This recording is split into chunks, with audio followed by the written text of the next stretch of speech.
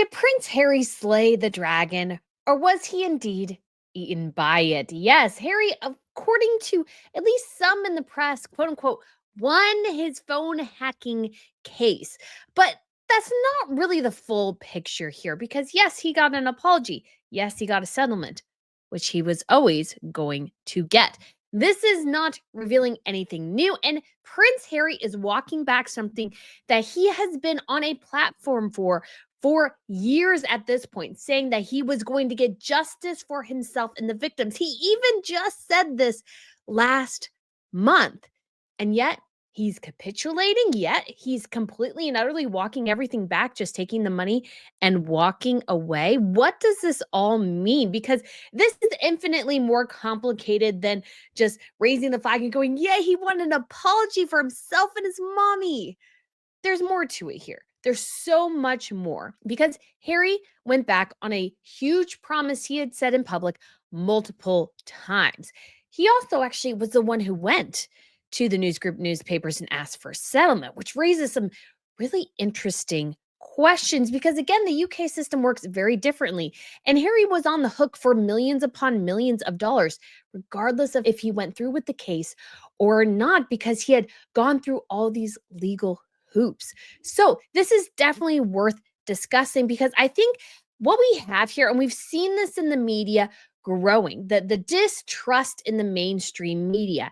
And so sometimes, Harry, I was looking at his book summit interview with the New York Times, and yes, he was saying that, yeah, there's less trust in the mainstream media, but he doesn't really understand why. And I think he's blaming the wrong people, misinterpreting things, and being solely, completely obsessed with his victimhood narrative that he himself is even the one who is fooled. So we shall get into this today. But if you guys haven't been to Royal News Network before, hello, my name is Brittany. I provide compelling royal commentary. So if you guys want to hit that subscribe button, I would absolutely love to have you back. We have an amazing and fun time here. And we even have more fun today because I got some new stuff from Ana Lucia. I'm so excited for these in the new year. So you guys know these earrings are Ana Lucia. So I got my 2-carat studs here, which I love. And these sort of flowery studs. So they're a bunch of little diamonds together. And since it is a new year, it's always time for some new looks. And so guys, I'm just going to do a little bit of an unboxing here today because, oh, I'm so excited. And it's been so cold and I haven't gotten out much. So this is going to be like, yay. So guys, we'll start off with our little one here today. And these are lab created diamonds. And so they are absolutely amazing. So what do we got here? Oh, it is, I think this is called Spirit. It is a spirit ring here, guys. Oh, this is so pretty. Let's see. Does it fit here? Oh, I think I might need, oh, there we go. So classy and elegant. Absolutely loving it. Oh, so sweet. So simple. But yet it works so well. And yes, ignore my horrible nails here. It looks great. Oh, I'm so excited. Can't wait to wear this. It's been hard because my fingers have gotten a little bit smaller because of the immense cold, but this is a very gorgeous piece here for sure. And then we have, I think this is a necklace. And so if you're curious what fell out, it's a little card they give you and it says, I believe each piece of jewelry is meant for someone. This piece chose you. So yes, my piece chose me. So let's look at the next little bit here. So this one's going to be a little bit harder to open, choreograph. And you also get a certificate of authenticity. And so that is what that is. So let's see. Ooh, it's one I saw earlier that I liked. Oh, I'm so excited. Okay. There we go. Oh, it's a heart necklace, guys. This is perfect in times for Valentine's Day. Oh man, I saw this one and I mentioned it in a video because I was like, well, there's a couple things I don't have. And I was like trying to show off other things that people might want. And I do think this is so pretty. Oh, look at that. This is like perfect for Valentine's Day. Oh, it's coming up. Just a little heart. Oh my goodness. Oh my goodness. I love my little heart necklace. Okay. And we got the ring and the heart. Okay, guys. So these are so pretty, so fun. Thank you so much, Anna Lucia. And if you guys want to save 20% on your purchase, you can go ahead and check out their pieces. So you can get these 20% off if you put in code Royal20 in there. And they have a giveaway right now with this lucky star ring. I went over and put it on real quick. So if you spend $500, use code Royal20, you'll save 20%, but you have to get to the 500 before you can get a free version of this ring. So guys, go ahead and check that out. Again, Royal20, spend over 500 pre the discount, get a free ring and still save 20%.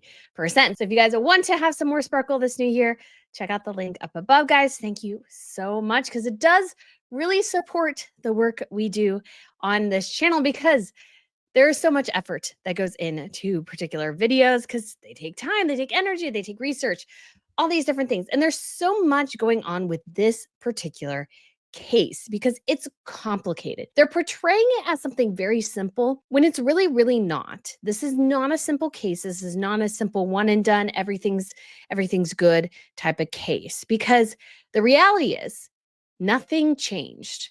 Nothing changed. Harry was always going to get a settlement. He was always going to get an apology. Why? Because News Group Newspapers has already apologized to everyone in that situation. They've apologized multiple times to William, who was actually the one who started this case, by the way. So go ahead and take a listen to a little bit of this here. Alerted by William's suspicions, the police began an investigation and 9 months later made their first arrests.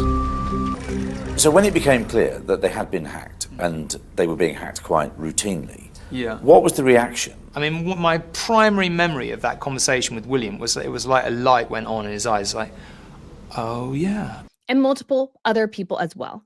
So when it came to bringing this court case, I mean, I was even confused why Harry was doing it because I'm like, didn't we already settle this like years ago? Why are we doing this now? It just felt like a needless vendetta.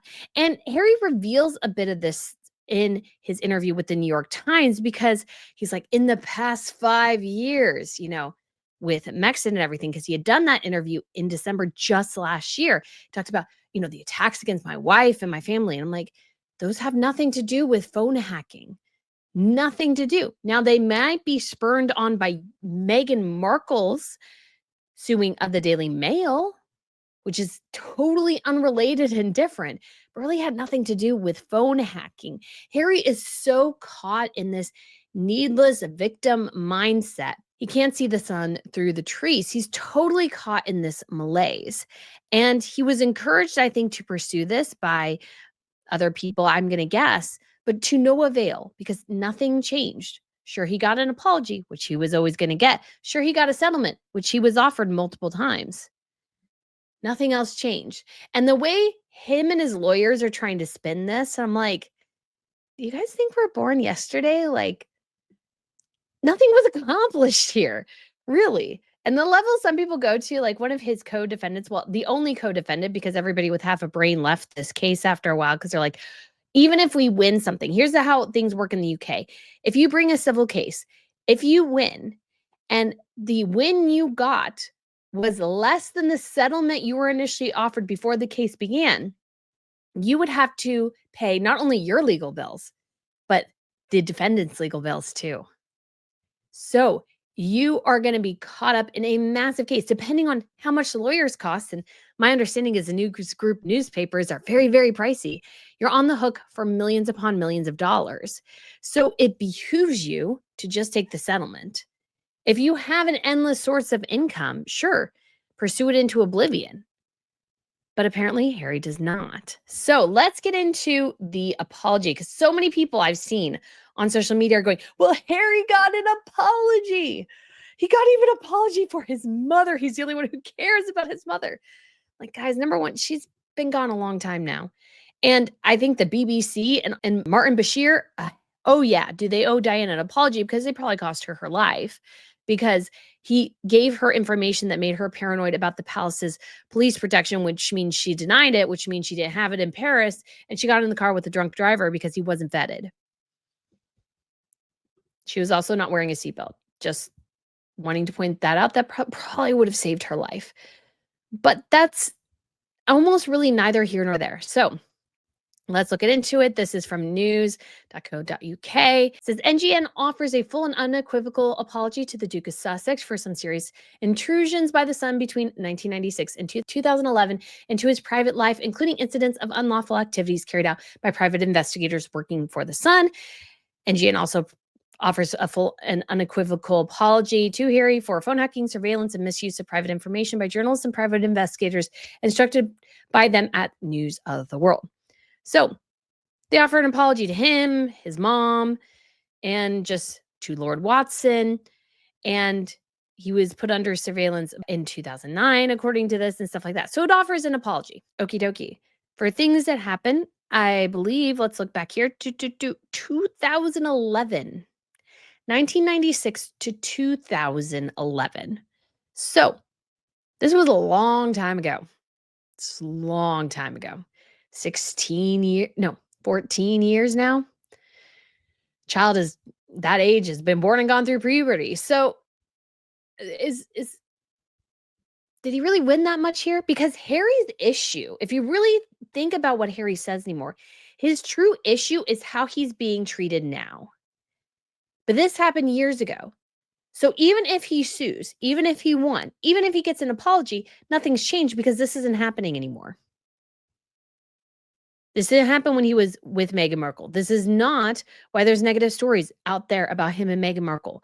That is a result of his behavior now. Camilla Tominey, who is, I think, a great journalist from The Telegraph, talks about this. And so listen to a little bit of what she said here recently on her podcast. What happened was that people started speaking to the media, counteracting their narrative of being these wonderful people that were always great and always had the best of intentions for the wedding. And the reason I think that these stories came out is that they could keep a lid on everything before the wedding because they really only interacted with palace people, and it's quite a tight shop. Once you start planning a wedding, if your behaviour seems to be erratic, lots of other people start talking about it, and the more that people talk about it, the more that journalists like me find out. So Harry and Meghan's bad press is the result of Harry and Meghan. Harry and Meghan, not anybody else. They treated people badly. And here's the thing, and we all know this, if you've been in a business environment, friend environment, whatever, bad behavior gets around a lot more than good behavior. Why? Because good behavior, we just sort of expect it. It's just like, yeah, they did the nice thing. That's awesome. Yes, people will share it. But it's much less, you could say, something that we'll share than somebody who's been in a bad mood, been awful, been rude to staff, like been rude to different things. Then that's something we might talk about because generally as a human society, because bad news travels faster than good news. And unfortunately, Harry and Meghan are the result of their bad news because they behaved poorly. This has been documented endlessly at this point, which is why we might be getting this changed now. All this documentation has been going on forever, and it's the result of Harry and Meghan. I didn't do it. I just happened to pick up on these reports of, hey, Meghan made Catherine cry. Meghan allegedly threw tea at somebody in Australia. Harry and Meghan were rude to the press. Meghan Markle was saying, we don't have tabloid press in the United States. And I'm like, yeah, we do. 100% do. Like, you pick up on so many little things that after a period of time, you're like, wait. Or Meghan just simply going in front of Harry and greeting people. That is not how royals do things. Blood always goes first. Now, you might disagree with that, but that's how royalty functions. And so you see Meghan doing that sort of behavior, and you got to sort of wonder, is she not getting royal lessons? Is she avoiding the royal lessons? Or does she not care about her husband's position at all, has no respect for him, and will barge ahead of him because she simply does not care? That's the only way you can read it. So as all of this goes on, it just became more and more evident that there was more going on with Harry and Meghan than just, oh, we're poor victims all the time. And at some point, you do have to realize, especially now that the bad news has continued, or the reporting of bad behavior has continued now into the United States, well into 2025, although it's very early in 2025, there must be some validity to the reports. There's a reason The Hollywood Reporter and Vanity Fair did exposés on them that were broadly negative. Why? Because there's disgruntled people that they've left in their wake. That's the only way to look at it. It's not the result of the press, Harry. It's you and your wife. I don't know what else to tell you, bud. And so they offered this apology. Again, they've offered other apologies, so this isn't that exciting. And then they offered a caveat. So this is more of additional context. So it has agreed to the apology and the settlements. And this statement is to clarify questions raised after the hearing.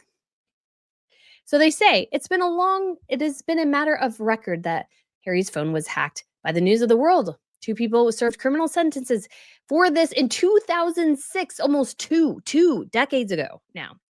And an apology was given. Today, another apology has been given. Phone hacking and News of the World was not due to be a part of this trial, but it is part of this settlement. So they're like, we've done this before. We've apologized before. We're literally just traipsing over the same place we went before. In the 1990s, early 2000s, this was widespread. And you actually see this in the little bit, I don't know if I share this, but I'll share this a little bit of the interview where Tom Bradby talks about how it was common for reporters to search each other's voice messages. So listen to this. William said to me, I know totally it wasn't you, but that is a bit weird, isn't it? How the hell did that get out? And I said, well, listen, when I first became royal correspondent, I was told that, reporters quite regularly listened into each other's voice messages. I would be amazed if they're not still doing it. So this was something common in the journalistic practices. It was bad, but it was common and it was easy to do at the time. Not so easy anymore, for sure. So they're apologizing to Harry for the activities that maybe were sometimes unlawful, carried out by private investigators and working for the Sun, not by journalists. So there's clear here. Private investigators may have taken things too far. So it was not journalists doing it. It was private investigators that were hired by the journalists. But if they were doing unlawful things, perhaps the journalists, that's not what they told them to do. Anyways, during the period of 1996 to 2011, again, 14 years ago, long time ago. So there are strong controls and processes in place at our titles today to ensure this cannot happen now. There was no voicemail interception on the Sun. So basically saying, yeah, we recognize that this happened. This was bad, but this is not happening anymore. And that's sort of the crux of this. Like, the media has changed. They saw the error of their ways. People served prison sentences starting like 2 decades ago now. So what was the point of this? What was the point of this? This was sort of pointless. So it talks about how there were allegations made by Harry's team that the News of the World destroyed evidence. These allegations they strongly deny. Extensive evidence would have been called in trial, but rebut these allegations from senior staff from technology and legal. So this would have been really hard for them to get. This would have been very technical, very cumbersome in trial to address. After we served our skeleton arguments and evidence for trial, including witness statements, the Duke has not sought to pursue these allegations. And they say this is significant. And so they are not apologizing or making any admission in relation to that. That is very key here. So this might have been because Harry probably couldn't prove it. That would be my guess. It's like, if you have this lock, stock, and barrel, if you have all the ducks in the row, everything, why would you walk away? You would walk away unless you would probably have a really hard time proving it. And they also specify Lord Watson's phone was not hacked in 2009 and 2011. Had this gone to trial, the NGN would have called evidence from telecoms experts to demonstrate the hacking after 2007 was mostly impossible. The evidence was also proved in the Leveson inquiry. No admission has been made on this today. So again, more clarifying. After more than a decade of litigations and 14 years since the News of the World closed down, today's settlement draws a line under the past and brings an end to this litigation. So they're like, this is done. We're done. And the Sun is going to continue. So some people were like, oh, Harry's going to bring down the Sun. Not so much. That's definitely not what happened here. And again, it's always good to go over what people had particularly said on a subject, because that adds additional clarity, additional insight. So they brought this up. He got his apology, which I guess he won, but he really didn't win that much here.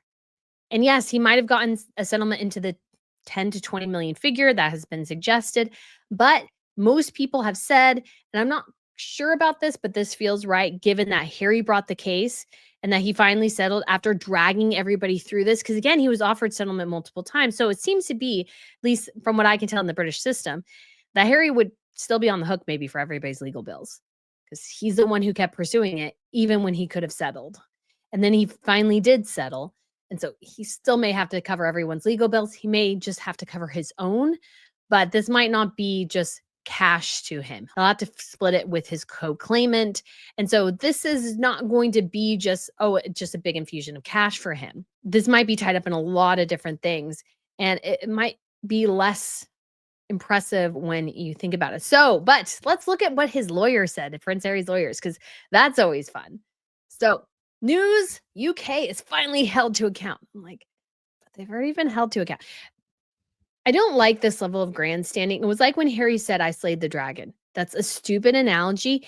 And it inflates the whole thing to a level of absurdity that is difficult to comprehend, and it makes you less believable. Stick with the bare bones basics facts. Don't go into the realm of such absurdity that you become less believable, which is exactly what Harry's done multiple times at this point. The truth that has now been exposed is that News Group newspapers unlawfully engaged more than 100 private investigators over at least 16 years on more than 35,000 occasions. So I want to say this is really truth. This is sort of something we already kind of knew.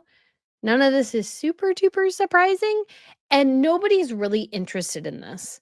That's the thing. At this point, it's already done. It's already rested. People have moved on. In this modern era, things move so quickly that to sort of go back and go, well, we need to talk about something that ended in 2011. And people are like, really? I mean, Harry has talked about how he's felt paranoid because of all this and everything. But sometimes I kind of think to myself, is it because of this that you felt paranoid and you felt like you couldn't trust anybody? Or was because you had such little faith and maybe your own understanding of things that you were led so easily that it became additionally confusing? Because I think William is the type of person that he knew, yeah, something was going on and he wasn't quite sure and he was trying to figure it out, but he knew he could trust certain people. So he's like, it can't be them. I have a feeling it's not them. It must be something else. Harry, I don't know if it's not the ability to problem solve in his head. I'm not sure. It just couldn't quite get there. This happened as much at The Sun as it did at the News of the World, with the knowledge of all the editors and executives going to the very top of the company. And they can't really prove much of this, so they didn't get to do the court case where they could maybe make this a better case. They didn't get to do that. The News Group newspapers offered an apology, as they were always going to. What's even worse is that in the wake of the 2006 arrest of a royal correspondent, there was an extensive conspiracy to cover up what had really been going on and who knew about it. But you guys didn't get to really explore that, so do we care? No. Senior executives deliberately obstructed justice by deleting over 30 million emails. That's a question. Don't know if he could, which is maybe why they didn't proceed. Destroying backup tapes and making false denials, all in the face of an ongoing police investigation. Again, everybody sort of moved on, so I just don't quite understand what the point of this is. Nobody who is involved in really this is like, most of them have moved on in their careers too. So it's like, what? I just don't understand what the point is. You can't even do this stuff anymore. They then repeatedly lied under oath to cover their tracks, both in court and at the Leveson public inquiry. So I feel like, is this slander? I don't know. I have no idea, because it's like he's making all these allegations. It's like, can he prove them? Just because they settled doesn't mean you prove diddly squat. Your client apparently asked to settle, and we'll get back to that. At her trial in 2014, Rebecca Brooks said, "When I was editor of The Sun, we ran a clean ship." Now, 10 years later, when she is CEO of the company, they now admit when she was editor of The Sun, they ran a criminal enterprise.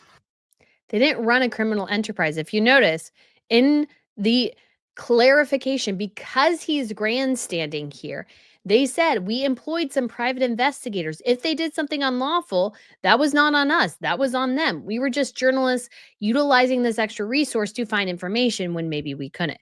Now, granted, maybe they did know. I don't know. But I feel like this is a level of grandstanding here that is unnecessary because it didn't totally win. Far from being relics of a distant past, many of those behind these unlawful practices remain firmly entrenched in senior positions today, both within News UK and other media outlets across the world. But you didn't remove them, did you? Because you couldn't. So, big question. Big question. What did you accomplish here? Still inquiring minds want to know, what did you accomplish here? Wielding editorial power and perpetuating the toxic culture in which they continue to thrive. I would say the journalism overall is much better. Harry's issue, again, which I feel like is what's driving this, is Harry's issues, is more to do with things that him and his wife have done, which has led to negative headlines, not them trying to seek out something negative. They didn't make something up. It was there for the taking. Harry and Meghan are the ones feeding the media the negativity. So again, all this case is about, I feel like, is that Harry's mad about his press now, and so he's hoping to prove that some of the people who he considers responsible for this were doing bad things way back in the day, and they must be doing bad things now because it's the only answer to this scenario. It's not. That's not. What about the people in the United States?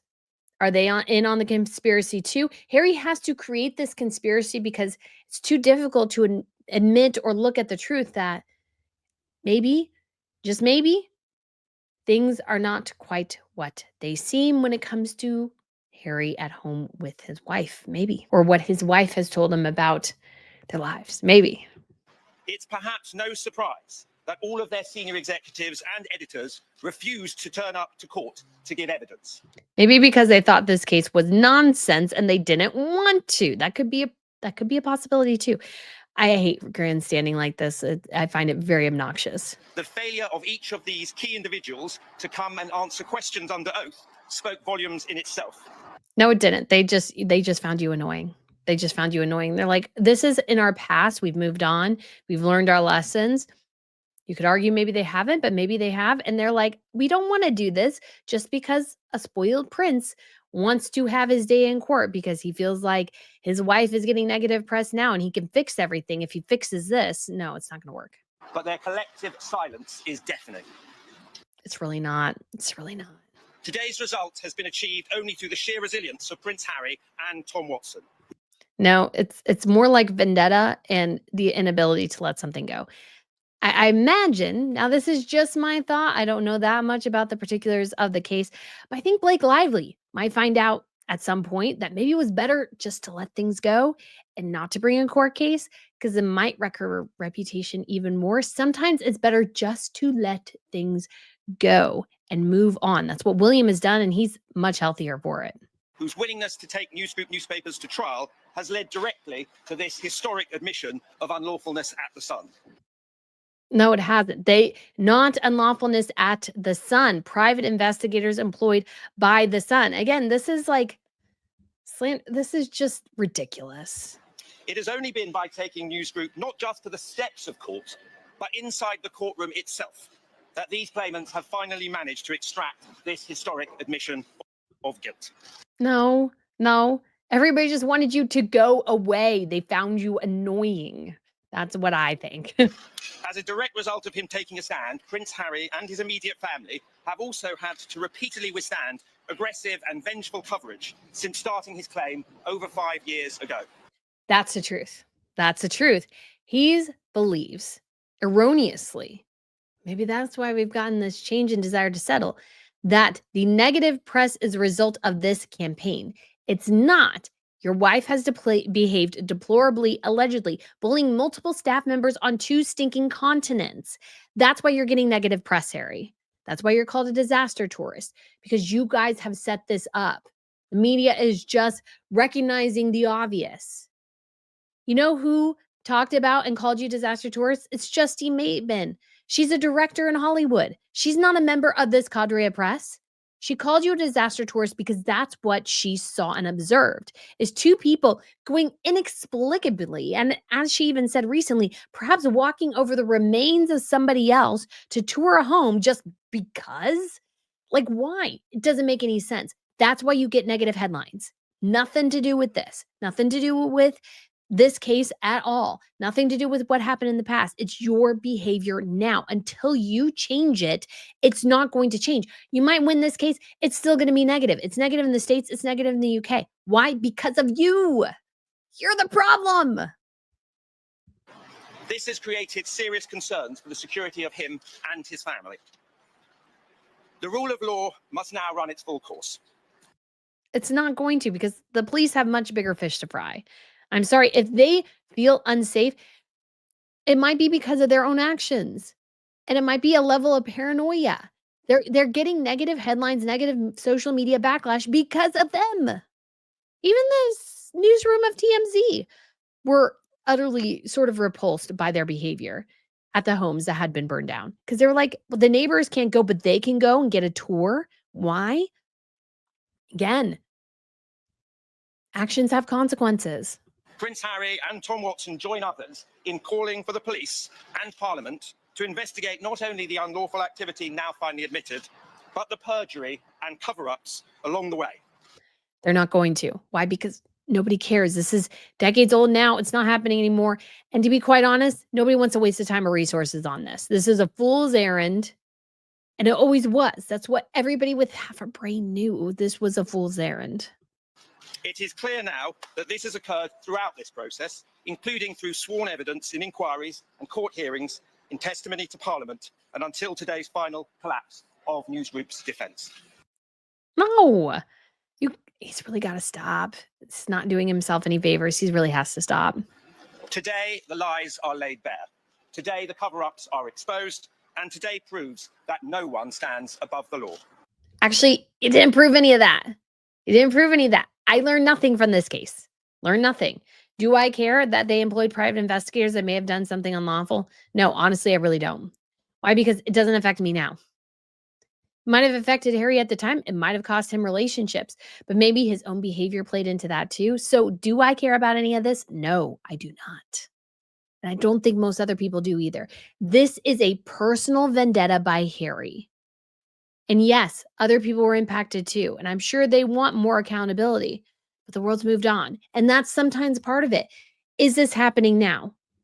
Is this something that really needs to be pursued? Is it beneficial for the government to waste its time and money and resources on this case when there might be like 10,000 more pressing issues? Because I feel like this is about fulfilling a spoiled prince's vendetta rather than actually trying to gain accountability. And when he settles, he loses all leverage in this situation because Harry and Meghan are really bad at utilizing leverage. So let's see if there's any more in this last about 10 seconds, 8 seconds technically. The time for accountability has arrived. Thank you very much. Yeah, no, that was a little ridiculous. Oh, and if you guys see, look, Royal Fashion News, guys, we have a big hit here. I did an inauguration video. You see this right here. So if you guys wanted to check that out, feel free to go over there. I'll put in a link up above. That's much more fun than this. Much more fun than this. And I did want to share with you guys real quick his co-defendant, what he said, because I'm like, dude, you're not doing your guys' selves any favors here. I once said that the big beasts of the tabloid jungle have no predators. I was wrong. They have Prince Harry. So I hear this, and again, it goes to the dragon scenario. You exaggerate to the point of absurdity, and you lose sort of all foundation in your argument. Just saying. And nothing changed here. So this is what I think happened. Go to Jurassic Park. The big hunter game guy, he thinks he's going to hit the raptor. Oh, they were just distracting him because he became the hunted. The hunter became the hunted. And I think that's the case with Prince Harry here. And so just to, again, continue on this idea that Harry is really going after this because of his negative press now, not because he actually needs to pursue this case. Here's what we have. This is from the New York Times interview that we're also going to reference here, and I'm going to show you a bit of that video, but I don't know if we'll get to this point exactly, but I did want to show this. It says, this claim, the hacking stuff is almost 15 years old. Why, yes, Harry, yes, it is. The cover-up of the hacking is relatively new. Is it? You didn't prove that. I think that will be the piece that shocks the world. No, it won't, because you're the only one who cares about this. I scratch my head thinking, you know Has this passed? Yes, it has. Yes, it has. It's very hard to do this now. And certainly that's what they would have liked to think. In these last 5 years, the retaliation and intimidation for me as a witness has been extraordinary, especially towards my wife and my children. Is that really the case, Harry? Or is it because of your bad behavior? It's so obvious now that Harry is utilizing this court case to rail against the negative press Meghan Markle has received, and I'm sure he is hearing about day in and day out. I'm sorry, Harry, but it was Justine Bateman who labeled you guys as disaster tourists. She has nothing to do with the British press. Neither do the people in the Vanity Fair, Hollywood Reporter. They're just reporting what they've heard about you. Yes, Vanity Fair essentially called you dumb. I mean, it's hard to read the article any other way. They basically called you dumb. That's apparently through reports from Spotify, people who have nothing to do with this case. That's not retaliation. They're just reporting on the facts or the facts as they heard them, saw them, what have you. They're reporting on what they heard. I'm sure Vanity Fair went into that article hoping to get good stories. They didn't. They weren't getting good reports about the two of you. They were getting ugly, nasty reports about your behavior, about your decisions, all these sorts of things. That's what they reported on. It had nothing to do with this case. So you settled this case. But I do want to bring up here, and I'm probably going to go too long because I do like to look at these things from a holistic perspective, because I feel like that's so important, because you'll get the little tidbits in the media, but there's a bigger holistic picture. And part of this is Harry. Harry, I don't think, understands the truth of the matters in many ways. So let's listen to a little bit of this here, because let's begin with 345. Because Harry talks about something, and I'm like, ooh, I don't really think you know what you're talking about when it comes to this, Harry. Just don't really think you know. Information that they're given, how they trust it, and where they're getting it from, and how any form of accountability can actually happen. Right? So I think this is important to specify, because Harry says, I want to talk about accountability. How do people get at their information? How do they evaluate it? They evaluate it, Harry, by thinking. I know, tough concept, but it's thinking. So how do I evaluate information? Just to give you an example. So when it comes to royal information, I have read a lot about royals. I've read stuff from mainstream publications, from vlogs and blogs, and places where people, you could say, are saying the worst. And so I combine all that information with all the information I've gained from reading a variety of things over the years, being a historian, understanding that there's some aspects of human behavior that, despite the centuries, remain absolutely the same.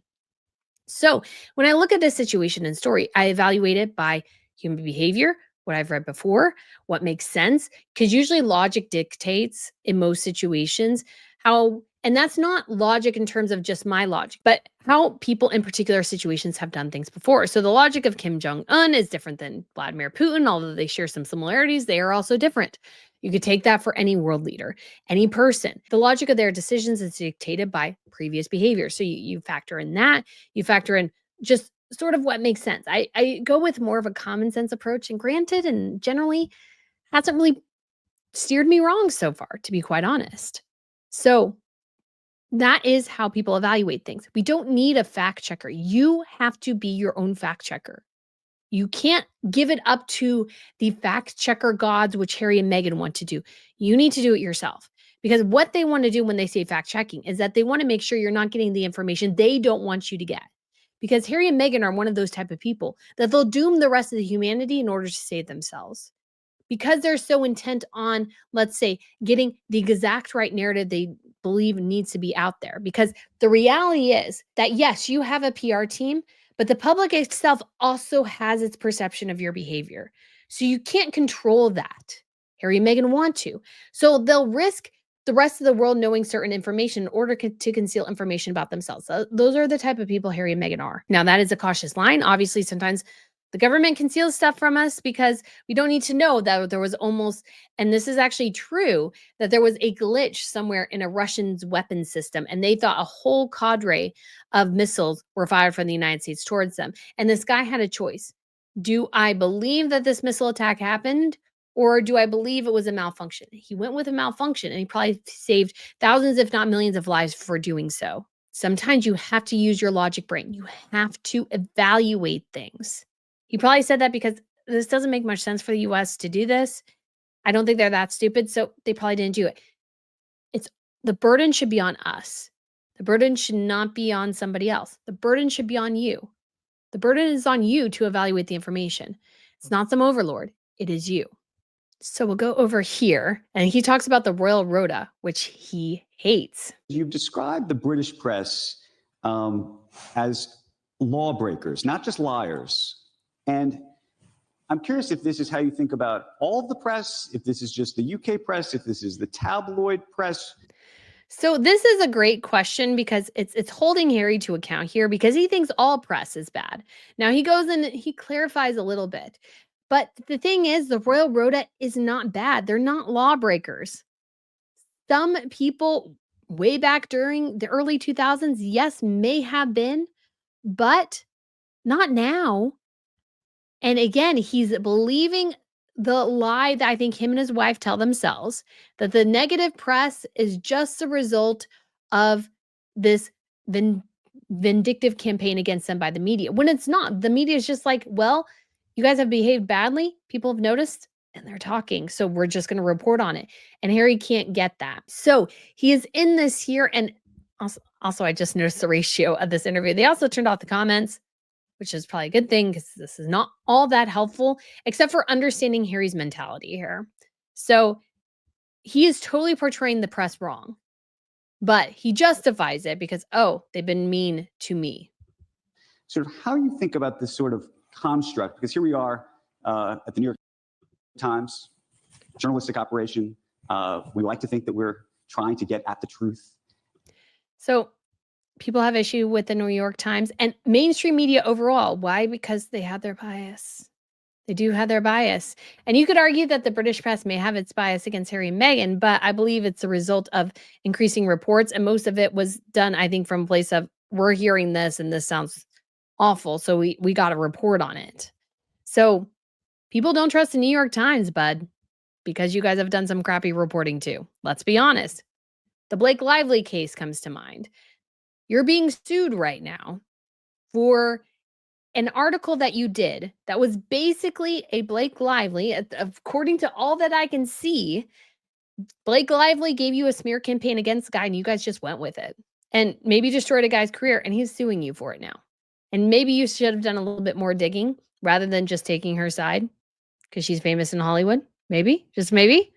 We'll see how that all plays out. But yeah, you guys aren't looking too good here when it comes to the sanctity of journalism, which is dead, by the way. And how you sort of make sense of folks you think that are not doing it right and then folks that maybe are. Well, first of all, I wouldn't be here if I thought that you were one of them. Well, thank you. Well, that actually is a strike against them because Harry's judgment and discernment, I would argue, on this issue is very mixed. It's quite a bizarre upbringing to have what is known as a royal rota, covering your every move. People that were given special access to your work that would also write complete nonsense about you during the rest of your life. That's their job. That's their job, is to follow you around. So you want everybody, like his and Meghan's approach now is to have one single sycophantic journalist who will write basically whatever they tell them to do without questioning a single thing they are doing. I mean, if I followed them in Colombia, I would go, why are you here? You don't offer anything. You guys know that, right? Like, you have no governmental authority. Archwell is a small operation. They don't ever want a hard question. And yeah, maybe sometimes they wrote things that you didn't like. Tough luck. That's sort of kind of the world you live in, unfortunately. And has any of it changed? No, it's gotten worse. Why? Because you have made some, I would argue, terrible decisions here. And having to basically dance for them quite literally on engagements and work. So when you're not dancing for them. They are reporting what you're doing because that is how it works. That is how it works. Catherine and William don't seem to have a problem with it. You're the only one who seems to have a real issue with it. Maybe it's your issue. we talk about lawbreakers, it's very, very specific to a group of British newspapers rather than any form of broadcast media. I would call that smear and slander because he can't prove that. And that was then. What I see more on a larger scale across mainstream media, or what I think people have seen more lately, not even seen, what they perhaps feel, is perhaps a hidden agenda. Yes, yes. By people like the New York Times, Harry.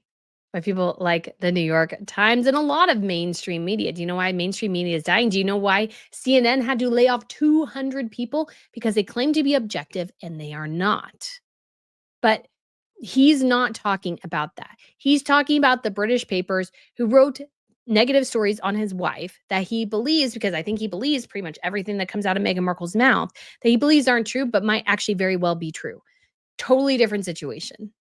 In some mainstream media, specific, and also social media, it's almost like a competition who can sort of hide the truth or lie or mislead us more. It's not really. People see your behavior. There is some truth to that, but not in his particular situation. His negative press is a result of deplorable behavior allegedly by his wife over years now. Over years. That's the result. And so, yes, he talks about clickbait here, but he doesn't really understand what clickbait is. Clickbait is you have a title of something and it has nothing to do with the article. So I'm saying, oh, Meghan Markle, we're talking about her surrogacy when I'm actually talking about a book on pies or something. That's clickbait. That's obviously an extreme example, but that's clickbait. There is something you could call good clickbait, which is having a compelling title that compels people to click on it. And then they get a deeper story. I'll do this with this video. You can decide whether or not you want to like it or not. Hey, I'm just giving you my opinion. You are here to agree or disagree. That is the joy of having free press. Harry wants oppression. He wants control. He even says at some point, somebody asked him about the First Amendment. He's like, oh, I could talk about that. Yeah, because whatever would come out of your mouth would be not go well for you. It's the first time you called it bonkers because you don't fundamentally understand. He wants to live in the court of King Henry VIII. Well, number one, he's not a king. Number two, this is not the medieval times. We can say what we want within reason, of course. And we are allowed to judge your behavior, your decisions, and render our own designation. That's called being a public figure. If he doesn't want that, then go live quietly in the mountains of Wyoming. And guess what? Nobody will talk about you. Nobody will talk about you. But because you put yourself in front of the press, because you put yourself in front of the rest of the world, we are allowed to judge you. People judge me. That's part of having a public platform. If you can't deal with that, then you need to do something else. I mean, this happens in the US politics all the time.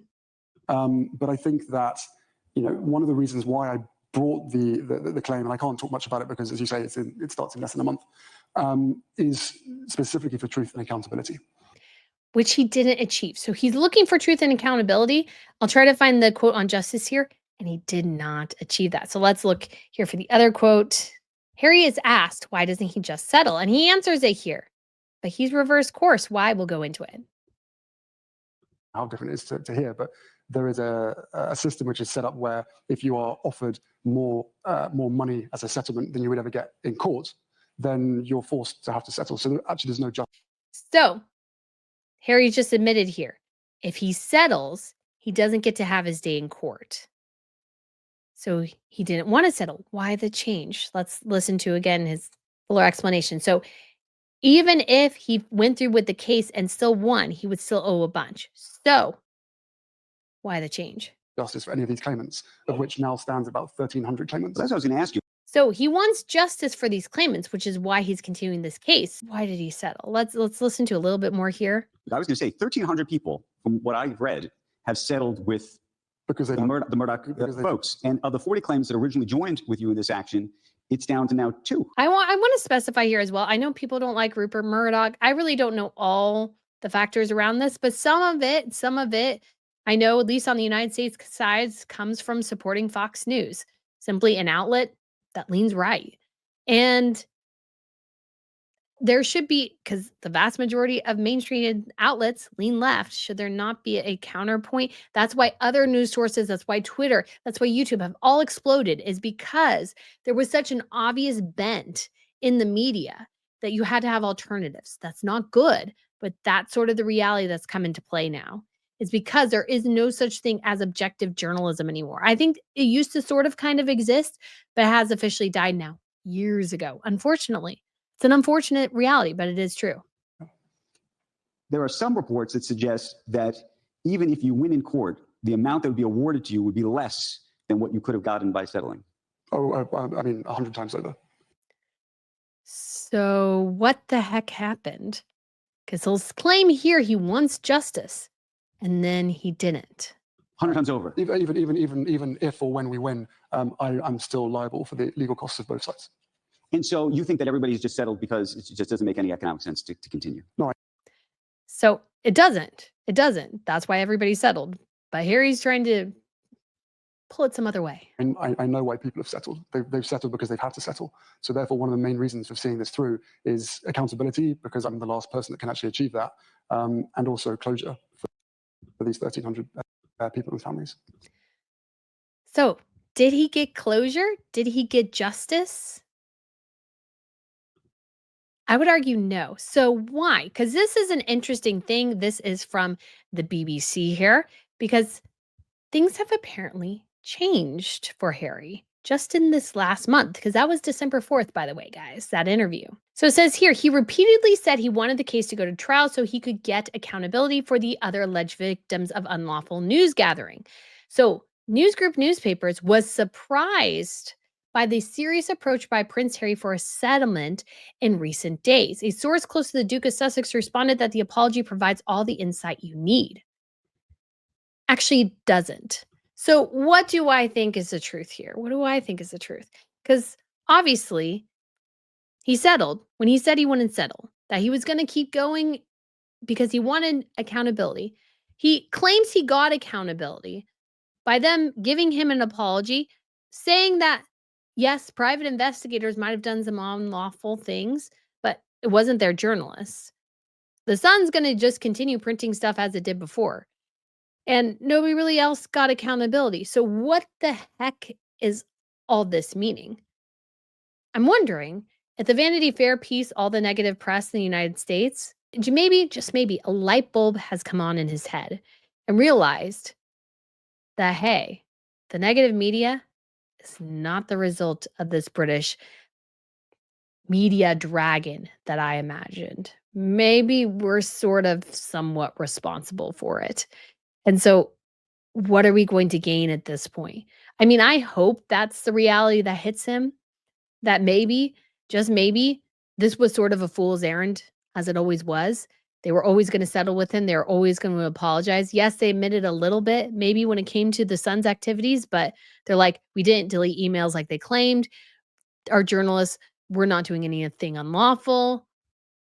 So Harry didn't bring up really any evidence in court, any evidence I think anybody cares about. At this point, the police are like, we learned nothing. There's nothing new here. There's nothing we can go off of. We got better things to do with our time. The other possibility, the one I'm really curious about, is especially given all the horrific headlines Harry and Meghan have had this month, and it's only 23 days in, horrific headlines. I'm curious, just a smidge curious, if they're starting to freak out and the legal costs of this case, especially because it was supposed to go on for 11 weeks, were going to be so astronomical they weren't sure if they could cover it at the end of the day, that the purse strings are actually starting to run out, that the Netflix deal is well and truly dead. And at this point, it does not behoove them economically to continue the case. Or the News Group newspapers was like, yeah, we'll just apologize for these things, apologize for this little bit here. We were always going to do that anyways. So we may have settled with you, but it's mostly to cover our costs, legal costs, and yours. So yeah, let's just wipe our hands with it and move on. That's what they wanted the whole time, is to wipe their hands and move on, which is exactly what they've done. The criminal courts aren't probably going to do anything here. So I just can't help but wonder if things are changing behind the scenes with Harry and Meghan, or is the purse string situation starting to really hit them hard? And continuing this case, knowing they weren't going to win, knowing especially once the News Group newspapers offered such a huge settlement that there was no way in heck they were ever going to get that in court in terms of a settlement from the judge. They just had to give up. They had to give up. But the bad thing here is for Harry is that 100%, he looks like he gave up his principles for the money. It looks like he gave up his principles in order to make something go away. And because he literally had a documentary about this that came out last year on ITV, I believe it was, that he talked about the phone hacking and he brought other people into this and the terrible things, yada, yada, yada. He went so far that now that he's caved, it makes him look terrible. It really does. It makes him look terrible. He claimed he wanted accountability. He claimed he wanted justice. And then when the financial pressures became too much, he caved. He caved. And yeah, he's going around claiming he got accountability. And I'm sorry, but nobody believes that. Nobody believes he really achieved accountability. He just happened to get to a point where things just weren't financially feasible anymore, that he got stuck in this horrible malaise, that everything sort of collapsed around him and he just had to take his lumps and move on. And I would suggest that's what's happened here. That's what's happened with Harry, is that he sort of just got to, I don't know if you want to call it the end of the rope in this particular situation, or just got to the point where there was nothing else he could do. It was all over and he just had to move on. And that's gotta sort of hurt. And I also believe or wonder if the negative headlines, he's maybe, again, starting to sort of click to him because the news media in the United States is turning negative, that maybe they're the problem. Because that's actually going to be the healthiest thing for him, is to realize he actually is part of the problem. He is part of the problem. But I want to say, and I'll pull up here real quick, something Royal T, which said that phone hacking is bad. The tabloid press in the UK in the 1990s and early 2000s was terrible and harmful, but this is not going to give Harry closure. He has made being a victim and his trauma his identity, and he is going to have even less purpose with this case being settled. And I can't help but think that's the case. So what is Harry going to do now? He settled this case. I mean, he's got his security issues to deal with in that case as well. But once he's done with all the legal routes, where does he go from here? Where does he go from here? He doesn't seem to want to do anything else. He just wants to seem to be a royal again and allow his wife to make all the money. But is that going to fix things? Is any of this going to make his life any better? Or is he just going to be stuck in this endless trauma victim cycle where there's seemingly no route of escape and he's just going to make himself ever more miserable? I just don't know any other way to put it. So guys, let me know what you think of this video. Let me know what you think of Harry settling here. Did he win or did he really lose? I would love to get your thoughts. Thank you for watching and I shall see you again very soon. Bye.